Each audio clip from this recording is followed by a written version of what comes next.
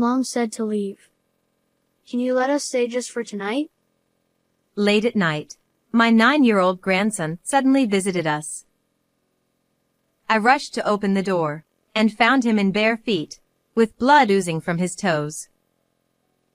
Moreover, he was tightly holding the hand of his 4-year-old sister, tears streaming down her face.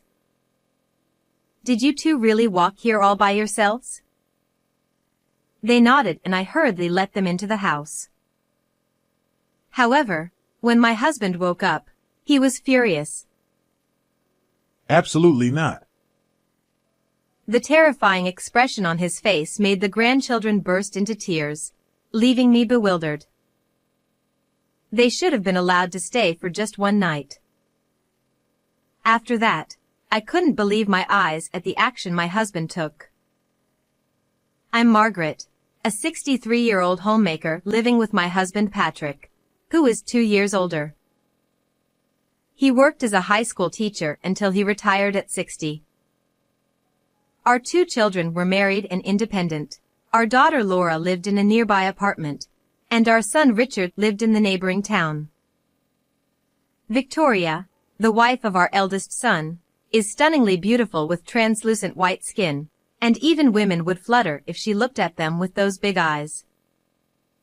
She was an ideal daughter-in-law as long as she remained silent. However, she had an incredibly bad mouth. Everyone wonders why a woman of my caliber would marry a man like him. Huh? Are you saying Richard isn't up to your standard? Well, he works for a top-tier company and earns a decent income, but let's be honest, he's not that good-looking. But I'm not that picky, so he's lucky, I guess. I couldn't help but feel very angry when she spoke ill of my own son. Who do you think you are? I wanted to say, but I held my tongue because I didn't want to argue. However, my husband couldn't stay silent. Richard sure married quite an impressive wife, didn't he? Despite the sarcastic remark, Victoria seemed unfazed and even smirked dismissively. Richard, in response, could only manage a wry smile. Victoria is too good for me. Seeing this, I imagined that my kind-hearted son must be facing some challenges in his marriage. However, despite their differences, they had a child together. Daniel, our first grandchild, strongly resembled his mother with a remarkably beautiful face. Personality-wise, he took after Richard, being very kind, a perfect blend of his parents' best qualities. I looked forward to Richard occasionally bringing Daniel over to our house. Victoria rarely visited, but I thought it might be the best for both of us. Then, we also welcomed a granddaughter, Emily, born 5 years after Daniel. She was an adorable girl with fair skin, chubby cheeks, and round eyes. However, when I visited my son's home to celebrate her birth, Victoria disdainfully glared at the newborn. Daniel takes after me and is beautiful, but why is this one so chubby and ugly? Who does she even resemble? She's not cute at all. You're a mother. Don't say such a thing. She's perfectly cute just as she is. I can say whatever I want to my own child. Are you trying to start trouble with me? Well, I won't lose to an old hag like you. As my husband heard this exchange beside me, his expression quickly changed. I could tell he was about to shout in my defense, so I hurriedly intervened. Instead, it was our son who raised his voice in anger. Victoria, enough. Mom and Dad came here to celebrate. There's a limit to how rude you can be. Oh, how unusual for you to stand up to me. Quite interesting. She glared sharply at Richard, seeming ready to strike, so I quickly relented. I'm sorry. Victoria, you've just given birth and it's a stressful time. I shouldn't have said that. I apologize. Please forgive me. Exactly. You shouldn't have said anything. You could have just sent a money gift instead of coming all the way here. Victoria's demeanor was consistently lacking in manners, but I couldn't say anything further. Because of incidents like these, we grew distant afterward. However, despite this, Richard continued to bring Daniel and Emily over to us regularly. It made us happy to see our adorable grandchildren, but there were still some concerns on my mind. Daniel was bright and talkative, but Emily, even at the ages of 3 and 4, showed hardly any signs of speaking.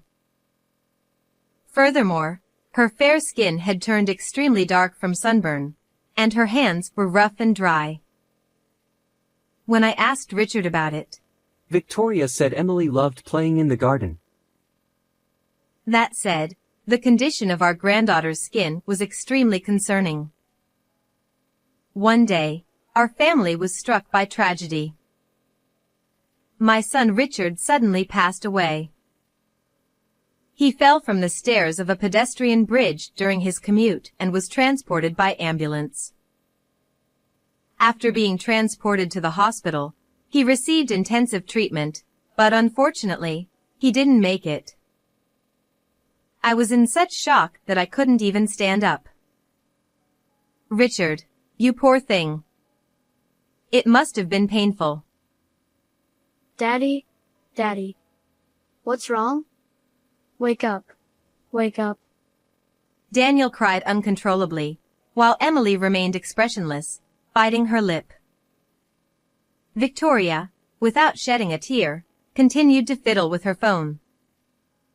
Looking back now, it was indeed a peculiar scene, but at that moment, I was overwhelmed with grief and unable to pay attention to anything else. My husband received our son's old and worn-out bag from the paramedics, found beneath the pedestrian bridge. It was a bag I had bought for him when he started working. He's been saving and working hard for the family. Thinking this made everything even harder to bear. The wake and funeral were mainly organized by our daughter's husband and were carried out smoothly. I spent the time in a daze at home. It was the day after the funeral. In the middle of the night, the intercom rang. Wondering what was happening, I looked at the camera and saw Daniel's face, biting his lips. I hurriedly opened the door and let him in. Holding back his tears, Daniel managed to speak in a strained voice. Mom told us to leave. Can you let us stay just for tonight? My grandson was barefoot, and there was blood oozing from his toes. Did you two walk here all by yourselves? The grandchildren nodded, but it was a 10-minute drive from the neighboring town. While 9-year-old Daniel might manage to walk, Emily was only 4 years old. Besides, it was the middle of the night. They must have been terrified. When I let them into the living room, my husband had also awakened, so I consulted him about Daniel's request to stay just for the night. Grandpa, we'll leave tomorrow. Please. Absolutely not. Upon seeing my husband's furrowed brow and fearful expression, the grandchildren burst into tears, and I was wide-eyed with surprise. Can't we at least let them stay for one night?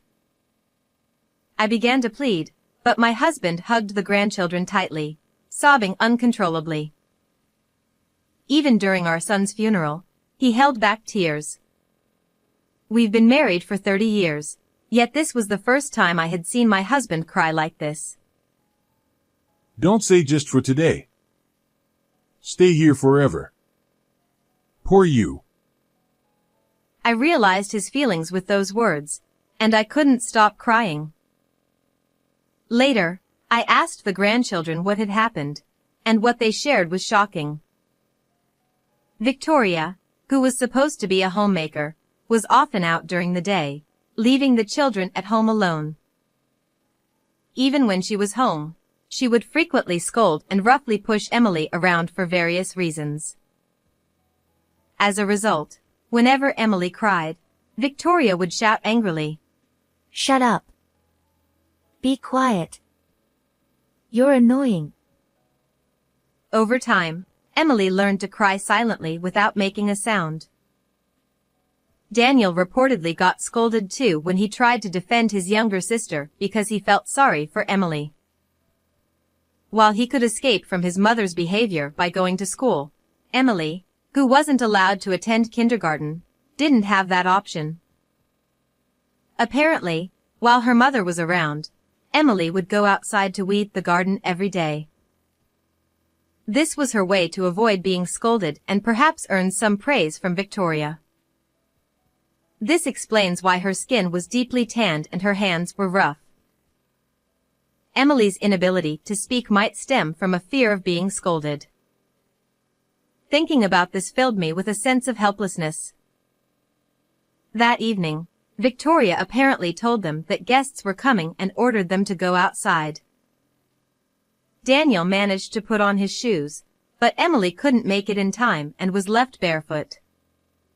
Victoria quickly locked the front door behind them, so Daniel then put his shoes on Emily's feet and held her hand as they walked to our house to seek help. What a terrible thing to do! Unbelievable. I tried calling my daughter-in-law several times, but couldn't reach her. It was late at night, so I decided to sleep with my grandchildren that night. However, early in the morning, Daniel woke me up. Grandma, I'm sorry for waking you up. Emily said she saw Dad in her dream. Huh? Did she? And then? Dad told Emily to look inside the bag. I was taken aback by what he said, but looking at Daniel's serious expression, I started to wonder if there was something more to it. Then I woke up my husband and told him what Daniel had said. Still groggy, my husband was skeptical at first, but when he checked our son's bag, he exclaimed in surprise. No way. This is outrageous. I can't forgive this. Filled with anger, we decided to take action. Afterward, we quickly called our eldest daughter, Laura, who lives nearby, and asked her to come to our home to take care of the grandchildren. Meanwhile, my husband and I rushed to our son's house and rang the doorbell repeatedly, but no one answered. But we continued to ring the doorbell persistently. My daughter-in-law finally appeared in her pajamas, with the collar open and looking disheveled. Geez, so noisy. Who the hell is it? At that moment, I caught a fleeting glimpse of a young man with brown hair crossing in the back of the room, completely naked. I knew it. However, as soon as my daughter-in-law realized it was us, she widened her eyes and quickly shut the door. It's so rude of you to come here suddenly. Go home. From behind the door, my daughter-in-law shouted aggressively. We have something urgent to discuss. Please open the door. I said I can't open it right now. I reluctantly opened the door with the key I found in my son's bag, and inside, the young man from earlier exclaimed, "Oh no! Run!" He hurriedly dressed and fled from the house. At the entrance, she stood defiantly, glaring at me and my husband without a trace of remorse. What the heck are you doing here? Before anything else, are you already cheating on your husband the day after he passed away? Don't be ridiculous. Oh, he's just a gas repairman. Huh, so gas repairmen these days work without clothes on? Victoria noticed my sarcasm and clicked her tongue in annoyance. She may have a beautiful face, but her ugly character shows through in her expression. Richard is gone now, and I'm done with you both. You have no right to say anything. Just leave. At that moment, my husband, his face flushed red with anger, deliberately asked her. I can't see the grandchildren? Where are they? And with that, my husband went to check something, pretending to search around the house. Victoria seemed momentarily at a loss for words, but then she immediately started shouting angrily at me. They went to a friend's house. What's wrong with that? Stop lying. Were you not worried when a 9-year-old and a 4-year-old were gone all night? Are you even a mother? Huh. How do you know about that? They walked all the way to our house late at night. As I told this to her, who looked puzzled and astonished, she shamelessly responded with a brazen attitude. Our daughter isn't cute at all, and the son I raised lovingly rebels against me. I don't need those brats. You can take them, but give me money. I want $100,000. It's not much, right? She truly was the worst kind of woman. I felt boiling anger at the thought that my son and grandchildren had suffered because of such a woman.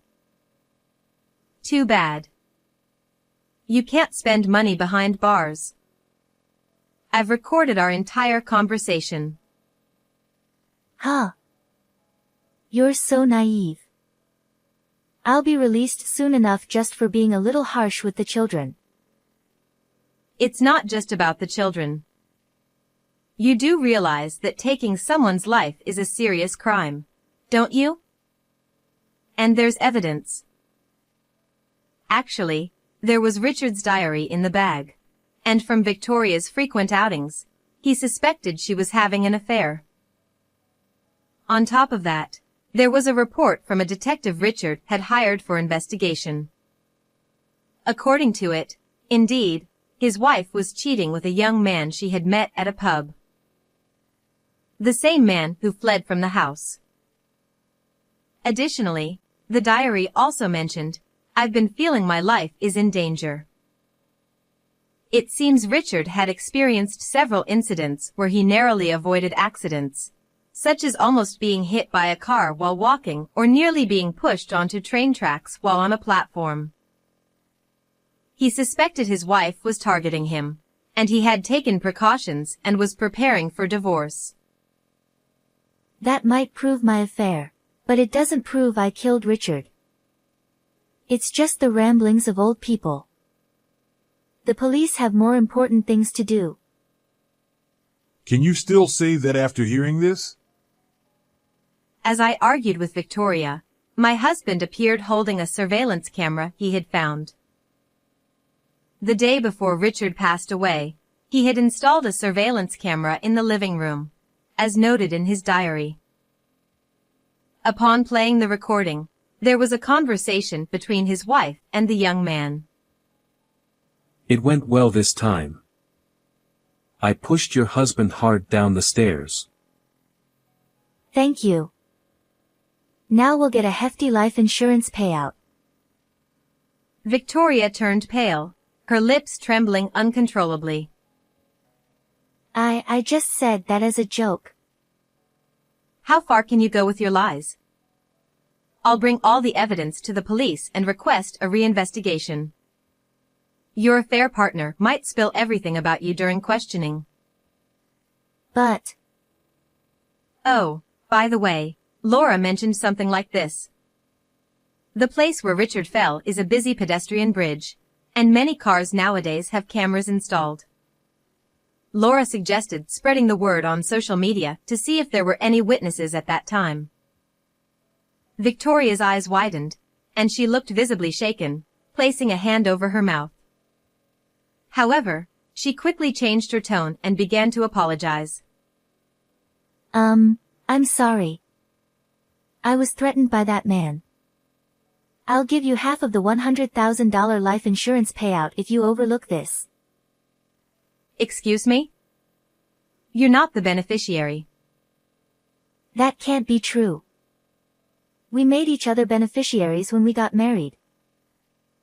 I told her that according to Richard's diary, the beneficiary had been changed from her to Daniel already.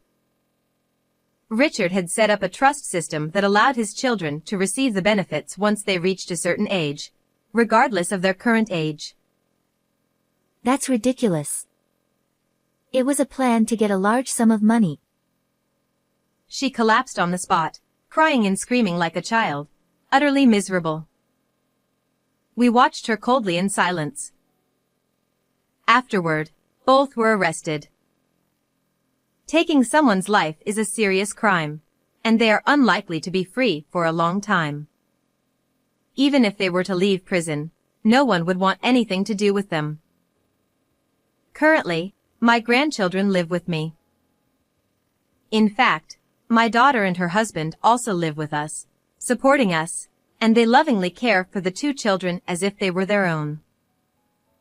Emily, who used to be quiet, has started to open up and gradually began to talk more. I am determined to stay strong and see these children's happiness through until the end.